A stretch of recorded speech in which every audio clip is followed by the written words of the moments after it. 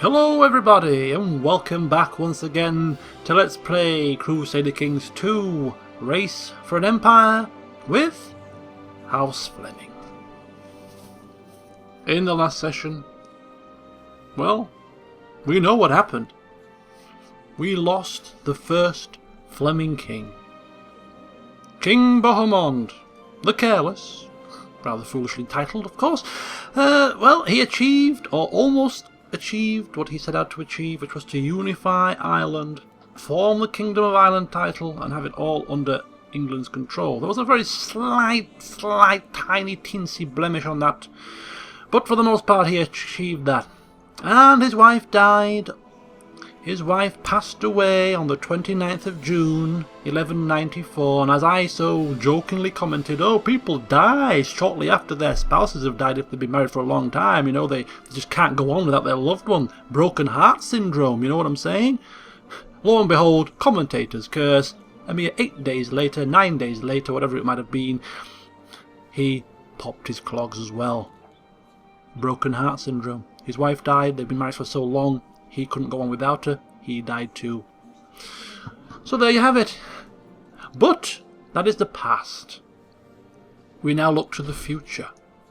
And the future is bright. The future is orange beard. It is his son, King Thursten. King Thursten the First of England. He's already age 49. He's already in the twilight years of his life. He's had to wait a long time to get this to this stage. But ever the diligent Fleming, like his forefathers before him, he doesn't want to rest on his laurels and just coast along with the titles that have been handed down to him. He's shown his diligent nature in the past, getting countless tithes as our steward and conquering charters on behalf of England, pressing our land further into France. So we know he has those traits, those abilities to be a hard worker. And he's going to continue that and make sure, to the best of his abilities, that the Flemings thrive even further and push towards that ultimate goal of owning, ruling an empire. But before he does that, he has a few things to worry about. He's a new king and therefore his subjects will be a little bit wary. His subjects will be plotting and scheming to have him thrown off the throne. And he's going to have to stamp his authority. Now he is a charitable man in some respects. For minor misdemeanours and things that don't really concern him too much, he can turn a blind eye, show a bit of leniency, a bit of mercy. But if people besmirch him personally, raise up against him, rebel against his rule, and embarrass him or try to embarrass him as a king, then his wrathful side, his hot-temperedness will show through, his cruelness, and expect heads to roll from their bodies. Expect people to be swinging from the gallows. God help them if they dare to try to usurp my title. He's also very shy, a bit of a loner, sucks at diplomacy. I've seen brick walls with more charm than this man. But he is good behind the scenes, good at management, good at making sure things run smoothly. Just can't negotiate his own children off the potty. Anyway, enough about that. So that's him as a person. In terms of his opinions with his vassals, he's a new king and therefore there's some work to do. But luckily he has a semi-capable chancellor who's whispered into his ear the art of diplomacy and what he might want to have to do to try and curry favour with those that would dare to rise up against him. And therefore, before we crack on with today's session, just a few things to sort out. The first thing that needs to be addressed is the fact that there is a threat on our hands. Our nephew, the dastardly Duke John of Meath, all over here in Ireland, is about to revolt against us. For what purpose I do not know, but that needs at least, well, if we can't sort it, it needs to be prepared for. Now this is the Duchy of Meath here. Rather conveniently we have our mighty longbow defence retinue with 5,000 fine men in it. They're going to camp out in Dublin, in the Duchy of Meath, and they're going to keep an eye on this Duke John. And if they get a sniff of his levies being raised in anger, they shall cut them down where they stand. So that's the first thing. The second issue we have is that we want to raise favour with the vassals as best we can. And we've thought of a way to do that. That's not going to, show us up too much as a soft touch. There is somebody in our prison, Duke Adam of Bedford. He was thrown there by our father for daring to start a civil war within England. That civil war is actually still raging on, and it is the war for a new ruler of Kent. This man plotted, started a civil war, and our father was angry with that. But it's not a personal besmirch to me. Yeah, civil war. Can we fault a man for being ambitious? No, we'll slap him on the wrist and tell him not to do it again. But he can be released. He doesn't like us too much. We release him, gain favour with our other vassals, showing a bit of mercy. And also, look at this. He is the Duke of... what is the Duke of? He's the Duke of Bedford, and de jure Northampton should be part of Bedford. He craves the county of Northampton. He wants control of it. It's part of his land. It's de jure part of his. And why should I be concerned? Why should I be concerned with being the direct liege of a count? I couldn't care less. I want to deal with the dukes. And therefore, a wee simple transfer of vassalage goes down a storm. He gets control of the land he wants, sees us as a benevolent ruler. We've released him from prison and given him control of Northampton. He's going to now think of us as a good king. Lower the chance of him, rebelling against us. Of course, he's still at war, and we'll let that war finish, peter out, see what happens. So that's the way that he's gone about his business to gain favour. There are a few titles that we can dish out as well, honorary titles, but we would like to honour those people that deserve it. Right, so what's next on our list of things to do then? We have one too many counties in our domain. We're going to keep Leinster. We now have Cornwall under our control. We have a foothold once again back in the homelands. We're going to keep that. We have added Evro to our list as well. Rouen and all the counties within Brittany were already our fathers and handed down to us. So which one are we going to give away? There's a little land here called Charters, no less. We conquered that recently. The AI conquered it as Thursten, of course, but yeah, conquered it recently, and therefore it's a newly conquered land. It's not part of a duchy that we're bothered about. It's just like an odd job, and therefore that can be given away without much fuss to another of the Fleming family. So we head to the dynasty tree. We scoot across to, I think it's Abelard's line, and Ildebrando. We have a kinsman here, William, the Marshal of Cornier. He is suitable, so off he goes to become the Earl of Charters. That gets out of our hair, and we have 8 out of 8 for our domain. More than enough for us to contend with. One other little irk is the fact that we have too many duchies. We have 3 duchies. We don't need 3 duchies, do we? No. We want to keep Cornwall as a county, but do we need Cornwall as a duchy? Well, in my opinion, the answer is no. You see, the Duchy of Cornwall is Cornwall and Devon. But at this moment in time, the Duchy of Cornwall is just Cornwall. Devon is not incorporated into there. And I can't see any feasible way for us to, without revoking this person's title, getting Devon back into our hands. So it makes no difference to us whether we have the duchy or whether we just have Cornwall itself. Just the one county is enough, and therefore I don't see the point in having a duchy title. It's going to cost us some prestige to get rid of it. Fair enough. It's going to lower this man's opinion of us, but he's a count, so what's he really going to do about it? The most important thing is, we now only have control of 2 duchies, which means the vassals are going to like us a bit more, and again, allow us to conduct our affairs more efficiently. So that's that little situation sorted. So just like that, bit of releasing from prison, transferring vassals, demolishing a duchy, you now pop across to the vassal opinions, and as you can see, just at a quick glance, there are much less vassals with a negative opinion of us than there was at the start of our reign. To look at it more detailed, we look to the realm tree.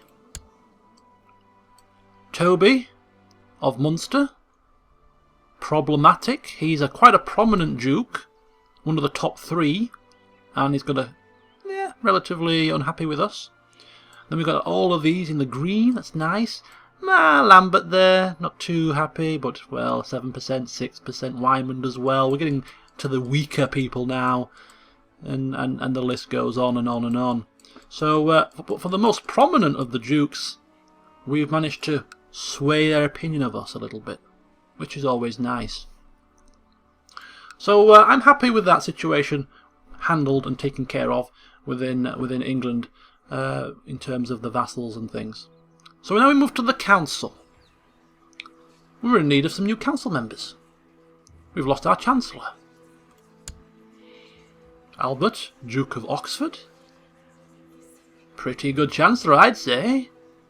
Come on down. Marshal will remain as he is.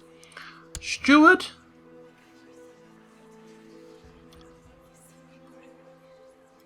I don't want this man being anywhere near me, to be perfectly frank with you.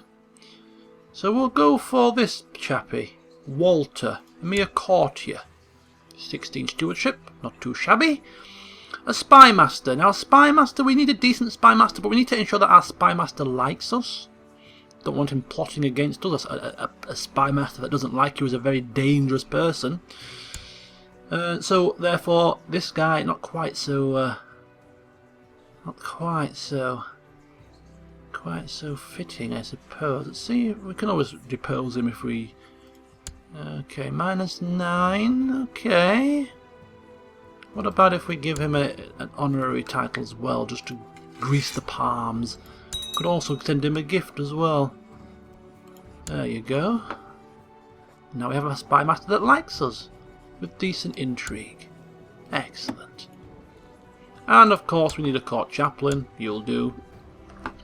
And then we need to put them to work, so where are we going to stick these chaps? Well, let's focus on the future. The immediate future is going to be making sure that we can quell any rebellions and gain stability.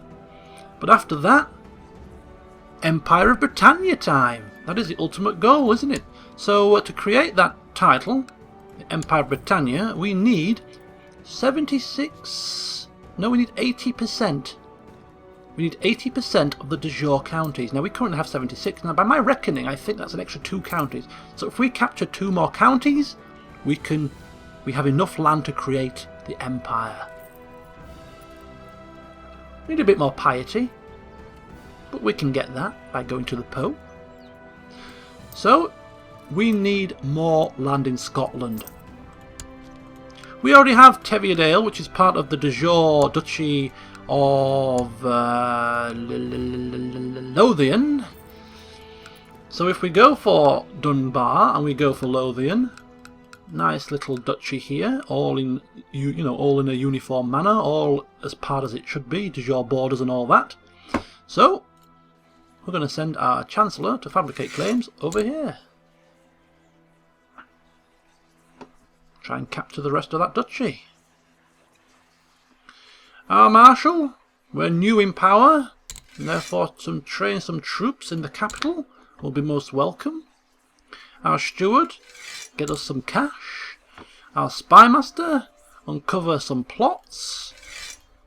And our Court Chaplain, well, the Pope already likes us quite a bit. So, what can we have him do? That is a question. Research some cultural tech, eh? Why not? Why the hell not, eh? There we go. So that's that situation, sorry. The laws we're happy with, the technology is fine, military-wise, just got to wait patiently for the retinue, for the levy numbers to raise. Ransom her. She is a nobody.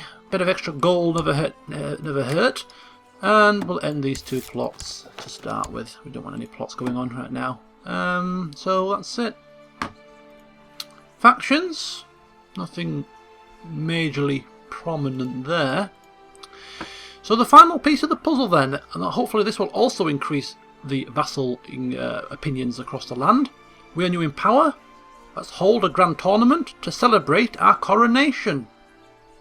Cost us some gold, but we'll gain some prestige.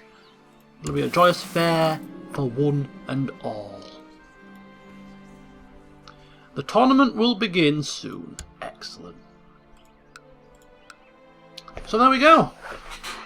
A little bit of jiggery pokery was required, but as a new king, we had to ensure that things are running as smoothly as possible, and I think we've got onto a stage where we can now click off up to true speed and see what transpires today.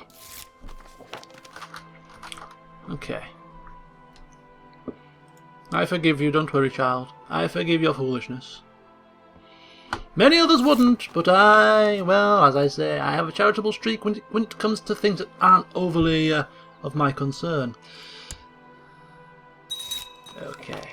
To the most excellent King Thursten, I accept your ransom. Very good. I like money. How can you not be a great steward and not like money rolling through your palms, eh? Okay, my liege, I read bad news. Peasants have tried to assault me as I tried to squeeze out that extra money that you requested. Well, when I was the steward for my father, these things did not happen. You need to learn, my child. You need to learn the art of stewardship. There's ways and means of squeezing extra dough out of people. Okay, we have some spare coin. We don't want to spend too much of it, though. Prince Bohemond for Island faction. You want my son to be King of Ireland? In due course, when I am the Emperor of Britannia, then of course my son can be King of Ireland. It's perfectly fine, but for now, no. And the tournament shall begin, and for the next 2 months, let all show their martial brilliance. Why the hell can I not move these screens? I used to be able to move these screens. Oh, there you go. There you go. Okay. How's that? Oh, look at this. Revolt risk has been lowered to 38%. He's seen the error of his ways. Isn't that shocking? Truce is expiring. Okay, I don't know why we need a truce there. Oops, things are happening here. Things are happening. Adeline de Harenik, that is my son's wife, seeks to kill my son. My son's wife seeks to kill my son? Silly bitch. I see something happening here. I see something happening. Just bear with me. The excitement is almost too much to bear. You see, my son, good old Prince Thursten, for some bizarre reason, I saw fit. Of course, the AI saw fit, but yes, I, King Thursten, saw fit to marry him off to some random woman. Adeline de Harenik of some random house. She was a daughter of a baron. She's not anything special. Not even a looker, if you ask me, so I don't know why this was the case. We wanted to marry him off to the Danish Princess for future claims for their children on the Kingdom of Denmark. I think I've just seen an opportunity for that to come into fruition. Let's just take a quick look here. Where's the previous queen? She'll be a title claimant, surely. There she is. She's now Duchess of Sheerland, Princess Lise, or Lice. Her daughter, who's 15 and coming of age very soon, is not betrothed, and when her mother dies, she's going to have these claims pressed on to her or passed down. Strong claim on the Kingdom of Denmark. That may either become a weak claim or still remain a strong claim and be passed down to her. Then hopefully,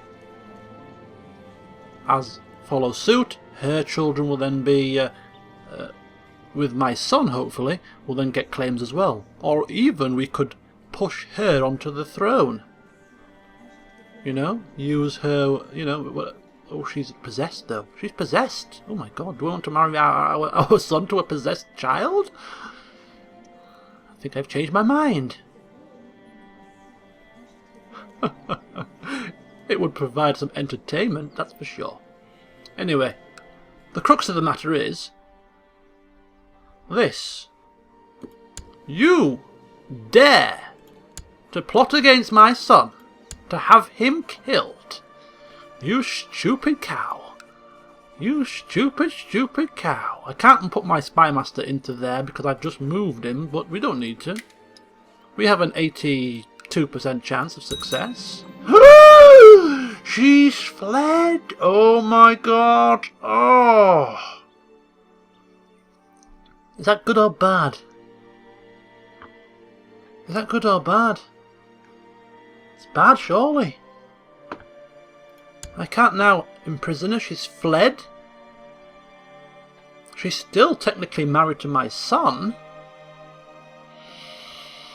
Oh, man. She won't end her plot, so the plot is still there, lingering. My son's life is at risk as we speak. She's not going to come back to my court. So all we can do is attempt to assassinate her. It's going to cost us only a mere 50 gold. We have a 40% chance. I'm going to wait and put my spy master wherever she is. Just take a note of where she is. She's in a court in Thursten, which is here. So she's in a court there at Thursten. I think I can still find her like this anyway. So yeah, when our spy master can be moved, we're going to have her bumped off. Right, when can you move? 7th of January. Right. Better get cracking then, haven't you?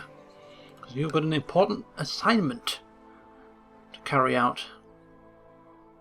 We will have her killed. We will have our son married to that possessed Danish princess.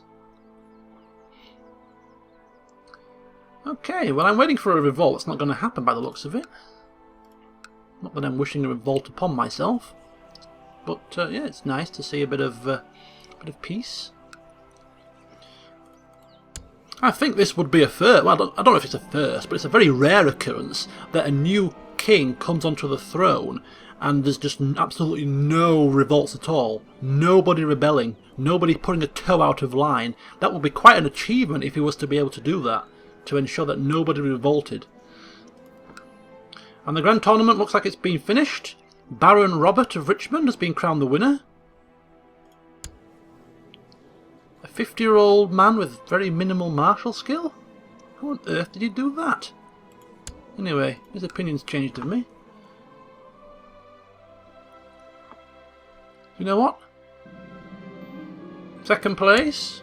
Even less martial. God, this must have been a really poor tournament, if you ask me. And third place as well. Excellent. It's time, folks. It's feast time. This is my coronation feast. We've had a lovely... can we not hold a feast? What's going on here? Where's the feast? Why can't I hold a feast? Is it because there's a tournament going on? I think it might have been. Is it? Let's have a look. There we go. Time for a feast. All my vassals will be there. I doubt that they will all be there. Most of them will.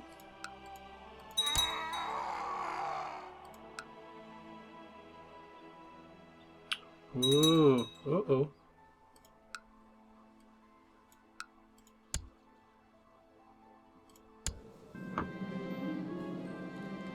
Oh my god, what's happening here? Yeah, bloody hell.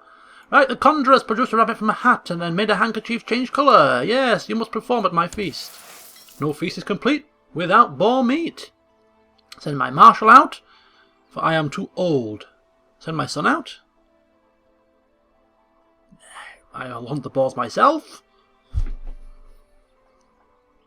You know what? I'm good at martial. Hunt those boars! I'm a diligent man, I like to do things, get things done. Why send out lackeys to do your work when you can do it yourself? Anyway, he's come back, he's not wounded, hopefully. There we go. The best part about preparing lavish food. Thank you. Lavish food is good. And here, ooh, plenty of invitations. Now let's see who's going to snub me. Unable to attend. Uh-oh. Oh my god. That's actually quite bad.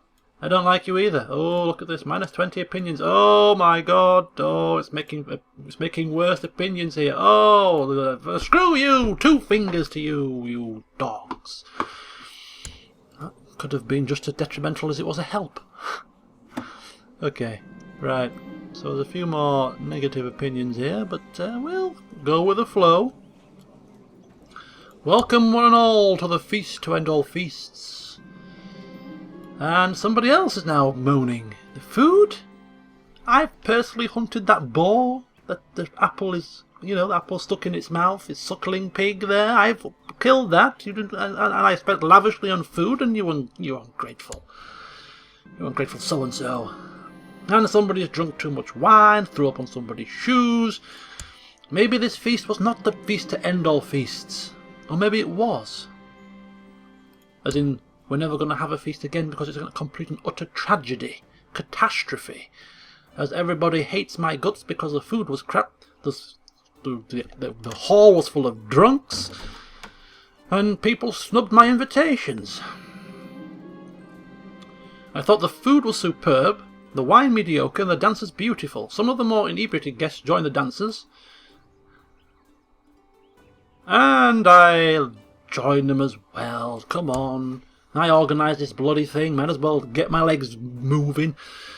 And some people had some fun, but most of them didn't. Right. You want to marry my courtier? Yes, go ahead. Crack on, matey.